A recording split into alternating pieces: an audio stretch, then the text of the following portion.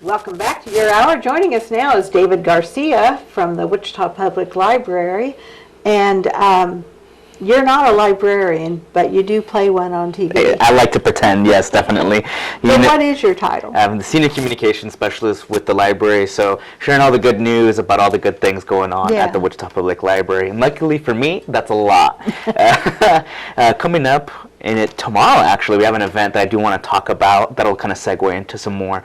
But we're hosting kind of a look back at our past since anniversary. We'll talk about the present and then also look ahead to the future of our library system at an event called Uncover the Story of Your Wichita Public Library. It's taking place tomorrow morning at the Advanced Learning Library at 10:30 a.m. Nice. Yeah. So are people invited to share stories, or do you already have stories? We have some stories. We've been collecting stories from the community, and that's been really fun to hear everybody's library joy and just kind of their favorite memories they experienced with us throughout the many years that we've been serving the community. With this, though, we're going to kind of look back and kind of point out some key milestones, look at some photos. We have a lot of great archives that our librarians have been sorting through over the last few months to find and put this together. So we're really excited to take a look back, but also kind of look forward at what's ahead for the Wichita Public Library system. Very cool. So what else you got? Well, one big thing that we're looking ahead is kind of repackaging our early learning experiences at the Wichita Public Library. When people think books, rightly so, and they think reading, and they think, well, my kid isn't reading yet, so why should I take them to the library? But really, at any point is the right time to get started in building up those language and learning skills, those reading comprehension skills. And really, it doesn't need to look so much like reading. It can be play, it can be song, and we host tons of different events, activities, we have resources, we have different programs that will really help parents get on the way, because we know that parenting is hard. Now more than ever, child care is expensive, and so we at the Wichita Public Library want to be partners in that and offer up support in any way we can. Very cool.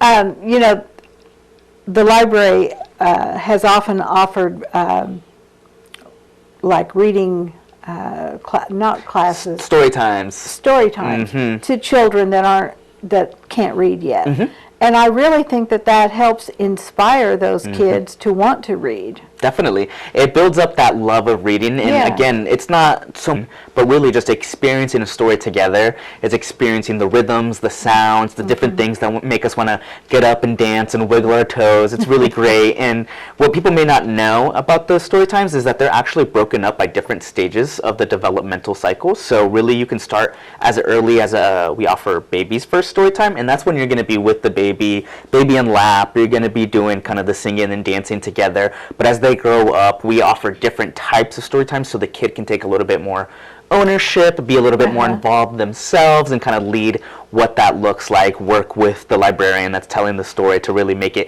immersive and a really engaging experience. So if you think that, oh, story time is just for babies, they just sit in a lap, there is that. And that's a great way to get started, but as your kid grows older, we still have different offerings, different time slots that work out for your kid at whatever stage they're at in their learning experience. Yeah, and that's important to keep that up, because kids are sponges. They're young, and the more you can expose them to reading and to story times and things like that, the bigger their imaginations are going to be, and the more capable they're going to be of learning. Right. No, it makes a huge benefit and difference to start young.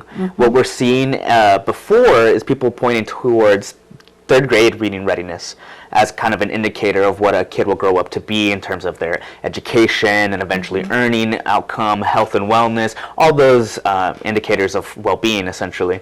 But really what we're seeing is that it has to start earlier. And now what we're looking at is kindergarten readiness. Is a kid ready to go and learn?